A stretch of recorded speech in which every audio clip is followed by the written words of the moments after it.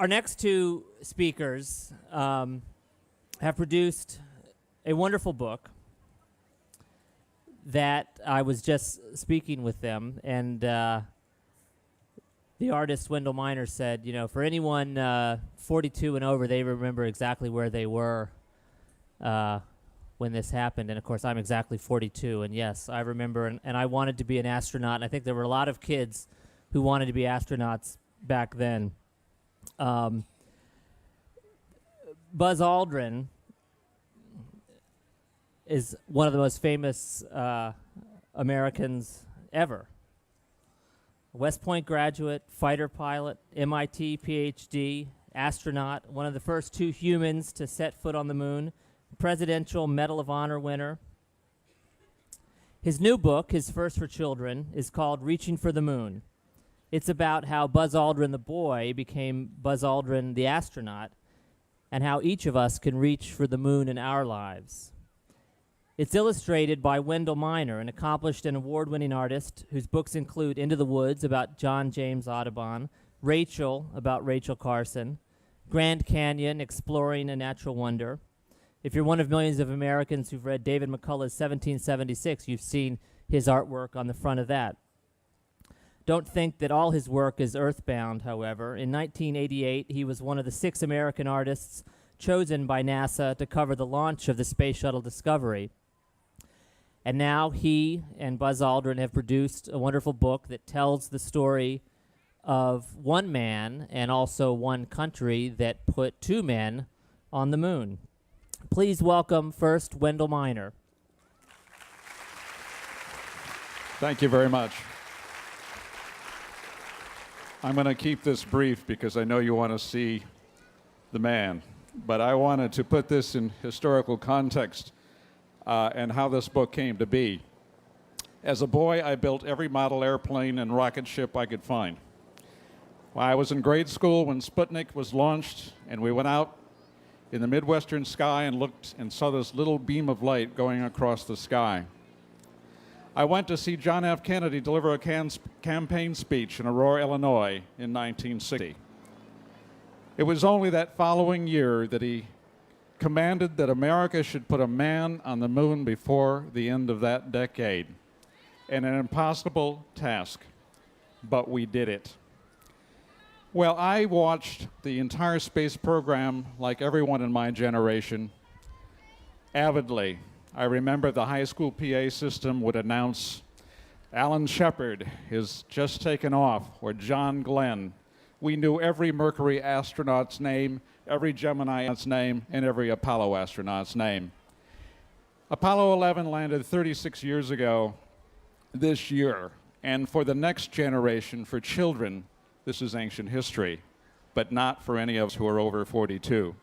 We all knew where we were that day when it happened.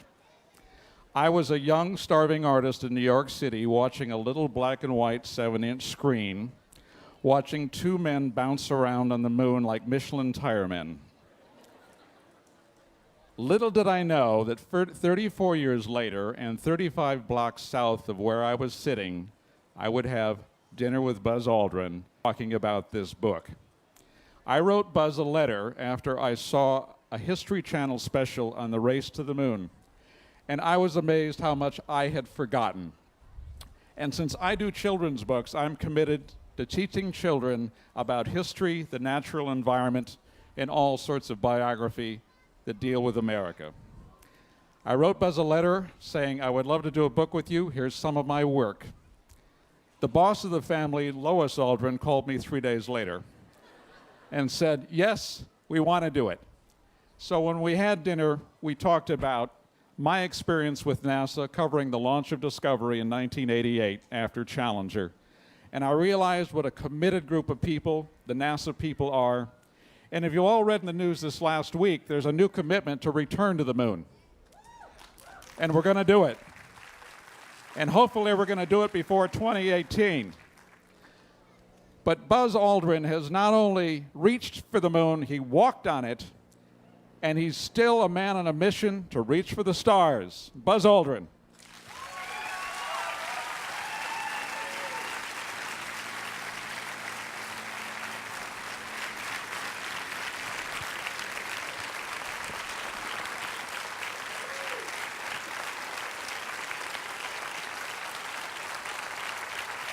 Thank you, thank you.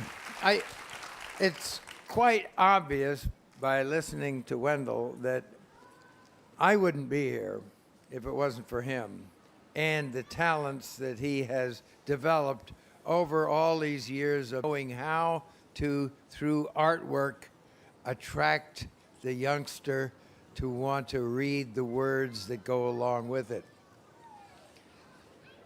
I'm a technical guy. I'm a fighter pilot, and I deal with advanced things. So at one time I thought, gee, I might want to teach at a university. And I found that that was just too basic.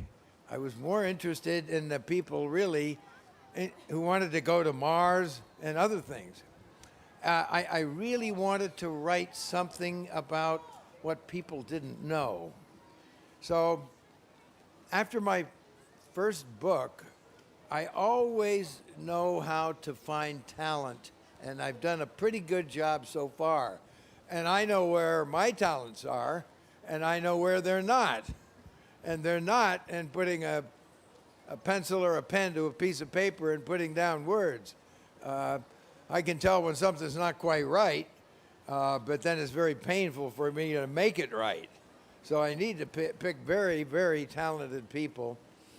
And I've done a good job. The first book that I wrote was really indicative of the significance in my life. And it wasn't going to the moon. It was return to Earth. Because as a human being, once you've been put on that kind of a pedestal, you can't get off of it unless you want to end up in jail or something like that. You're up there and you have certain obligations to continue to present to people the story. And one of the most difficult things for me to answer to people, and maybe that's why I went to a particular institution called West Point. West Point is where you learn real integrity, and the motto is duty, honor, country.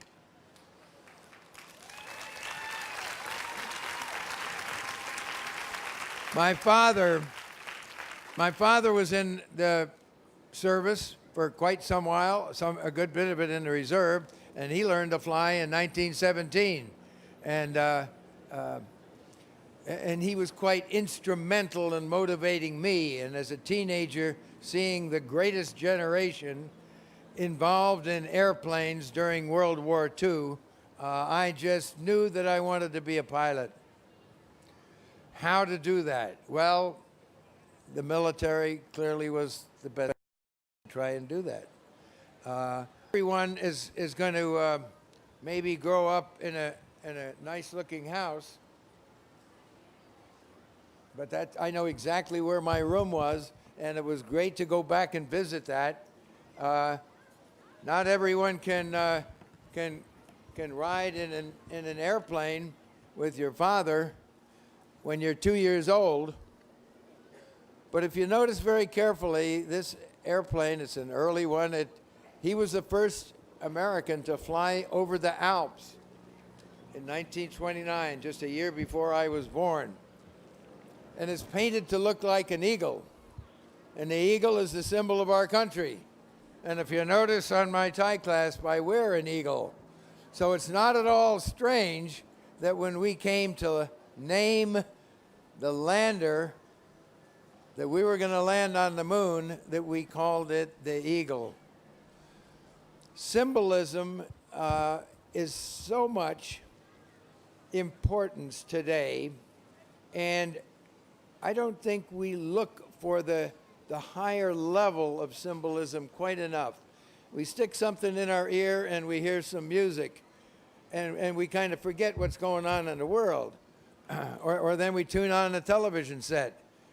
I tune it on too because I want to know what's going on in the world, but I can kind of split between a couple of things at the same time.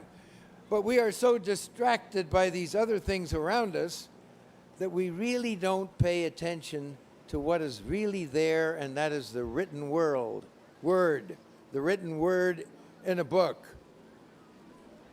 that has had editors, it has had blood, sweat, and tears put into it by people with great imagination and great curiosity and inventiveness. And then they had to pass the test of finding somebody that would publish it. And that sometimes isn't so easy. My name has helped a little bit, whether it's Buzz Lightyear or whatever. I did want to, anyway, this book tells so much about the different things that an average youngster goes through as he seeks adventure. A good friend pushes me off a dock, and I didn't know how to swim, but I was holding onto a bucket of rocks. And I thought, I better hold on to these rocks. And of course, that didn't help me get back to the surface. So I learned how to swim the next year, and I've been scuba diving ever since, and it's a wonderful world down there. Maybe when we write a sequel to this, I'll also include things that have happened since Apollo, like being fortunate enough to join a few people in a little yellow submarine. A little yellow submarine that went down 2 miles or so to see the Titanic. You know, opportunities can open up that are just so unexpected, and you have to take advantage of these things that come along. They may sound little at the time, but they build character. When the printing press was invented, it was welcomed in the progressive Western world. And it brought about things like the Reformation. People printed Bibles, they printed books. There was another part of the world, a good bit of it in the Middle East now, where printing presses were outlawed because information was a threat to the joining together of the clerics, the religious, and the politicians. Now, a lot of you are not going to agree with that, but you know, I'm going to tell you anyway that I think that there's a big difference going on in the world today, and we are in a mighty struggle, and we can lose. And if you can just begin to think what it would be like to lose this struggle and go back to the Middle Ages. But then I'm a military person. I wanted to write a book about going to the stars because in 1975, I figure most everybody knew how to get to the moon. We'd been writing so much about it. And I think people had a pretty good idea how far away Mars was. It's in our solar system, and in a couple of months, it's going to be, about 1 month, it's going to be pretty close again, and you'll be able to look up in the sky and see Mars. And we have 2 rovers on it. You won't be able to see those because they're a little too small. As was mentioned by the introducer, the president's vision for space exploration was announced between the anniversary of the Wright brothers because he didn't want to detract from the significance of the first powered flight. And then it was introduced in the middle of January before the State of the Union because he didn't want it to be political. And he didn't talk about it during an election year because, again, he didn't want it to be political. Obviously, I have certain opinions, and you don't have to agree with every one of them, but if we're going to have anything successful in space, it has to be affordable and sustainable. We can't be changing our mind every 4 years when someone else occupies the White House just because they want to change it. If we can have every person who enters the White House look ahead 8 to 10 4-year periods, guess what? The space program belongs to you.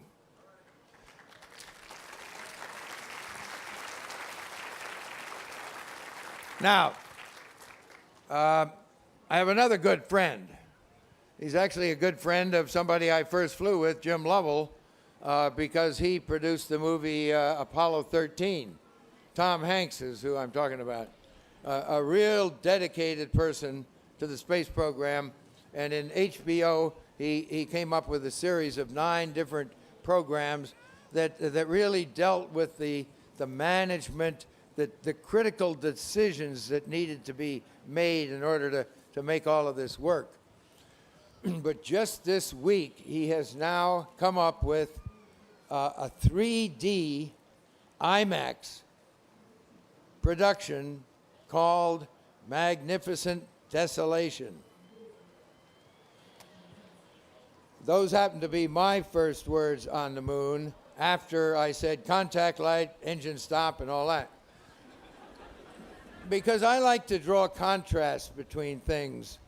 And clearly, what a contrast it was to look out on the horizon so clear as could be and see it curve away because we were on something much smaller than the Earth.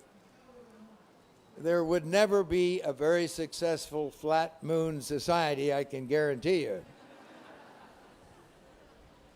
But the magnificence of human beings being able to, as some people have said, when they came down from the trees to dig a hole in the ground and find metals and use fire to melt the metals and put those metals together and different things and wires. And now we have computers and we have everything else that's made out of resources at this wonderful earth that we have. And then to take human beings and fulfill a presidential commitment, a space race. There's no doubt about it. That was a space race with the Russians. And I might just add, the fact that we won established a very early crack in their ability to know that they could ever win against the United States of America and the Western world. Now, you know what I want to do with this science fiction story? Because I'm motivated by the success of this and how it appeals to young kids. I want to have somebody kind of rewrite it and rewrite it with the imaginative things, the curiosity events that young kids are so interested in. And I hope also to work with someone, hopefully Wendell, to be able to move beyond this into how we got where we are today in the space program. And not all those decisions after Apollo were the best ones that we could have made. But we are where we are. We have to live with them. And we're going on from there. We've made commitments to people in the world. Now, to the young people who are here, I can tell you one of the most enjoyable things of the last several months has been book signings. Out near Dulles Airport, there's a town called Reston. And there's a school called the Buzz Aldrin Elementary School. And I was there when it opened 10 years ago, and I still visit it now. And that was a wonderful experience being there. But the most moving one was to go back to my hometown and have a book signing at my elementary school. I hadn't been there in 67, 70 years or so, and it hadn't changed all that much. It's a wonderful town in New Jersey. New Jersey is probably a very underestimated state. Thank you. Now, I have an airplane to catch, so I'm going to try and sign very fast, very soon, and do as much as the two of us can, in the book signing activity. I guess I was supposed to ask for a question or two. Do we have time for maybe one or? Oh, we have 10 minutes more. Oh, sure we do. All right. There's somebody stumbling over to get to the microphone. You must have a really important question. What is it like being an author? What was it like? What is it like being an author? An author? I've already told you I'm a fighter pilot.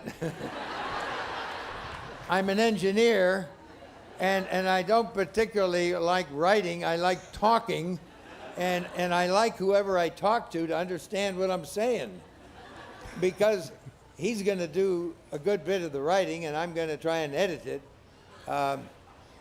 Working with Wendell was an indeed pleasure because I didn't have to draw one single line. He drew everything and inspired the sequence of everything. I like to use my creativity and think of how things could be done better, differently. And a lot of that right now is how can we get more people into orbit? Not just up and down, but into orbit. And I'm trying to work with people that can build a spacecraft that can also be a lander on the moon, be a multi-purpose, but it would go up on a big rocket and it would be expensive. But at the same time, it's using government assets, and it'll do the government a lot of good. So I'm trying to talk to congressmen and senators and get some special legislation so we can have a non-transferable, randomly selected prize to go into orbit. And that means it's not a gamble. You can't sell it. But we can promote it on the internet, and the internet is where things are going to be.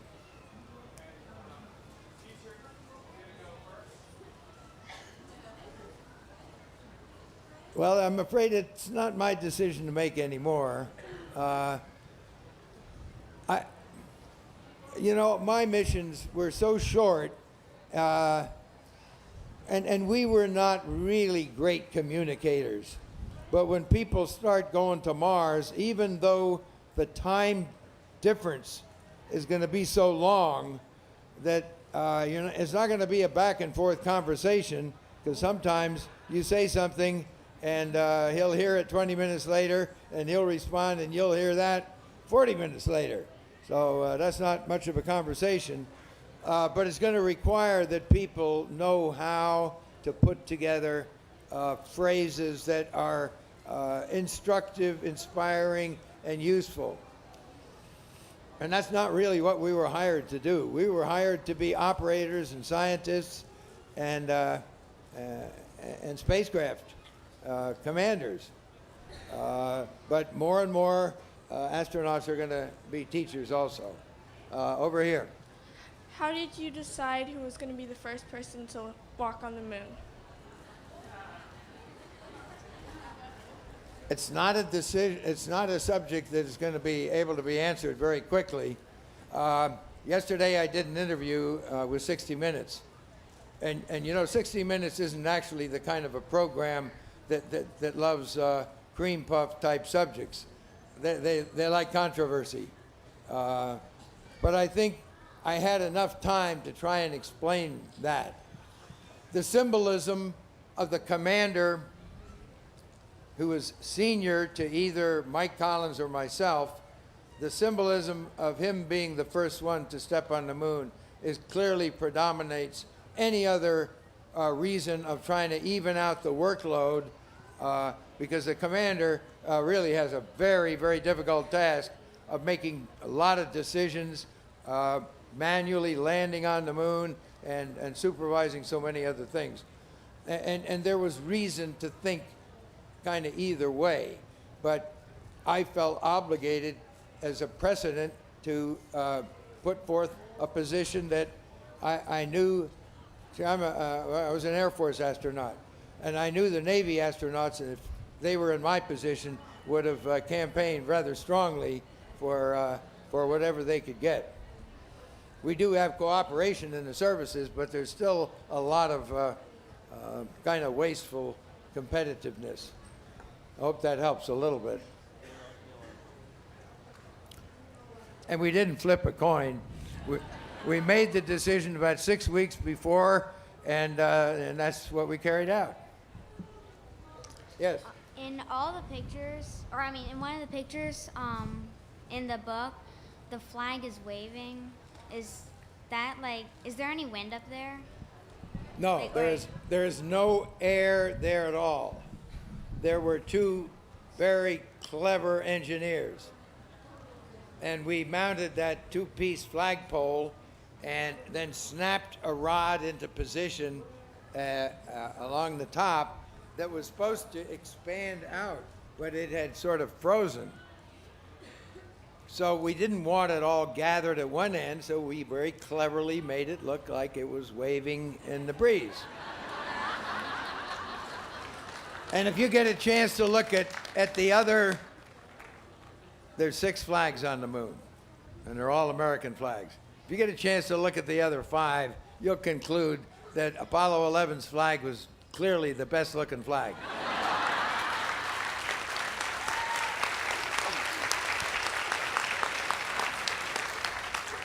How about talking about your private competitors for a while? Well, there's some, Rutan and there's so some in forth. Japan, there's some in China, No, I was some in speaking Russia. of Space Flight 1 or Spaceship 1. Spaceship One. Well, they're not competitors. They are doing things without government support. Therefore, they need to find a Paul Allen or a Richard Branson or some wealthy person. And they are doing things with one of the most cleverest aerodynamicists, Bert Rutan. He's using this principle of variable geometry.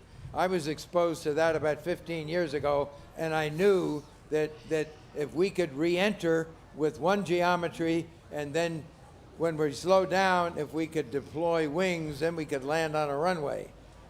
It's how you do that when you're coming back from 17,000 miles an hour instead of coming back from a couple of 100 miles an hour.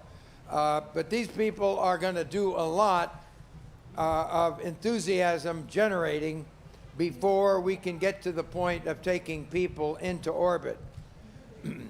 I support what they're doing, but I'm not going to spend a lot of time trying to make it work.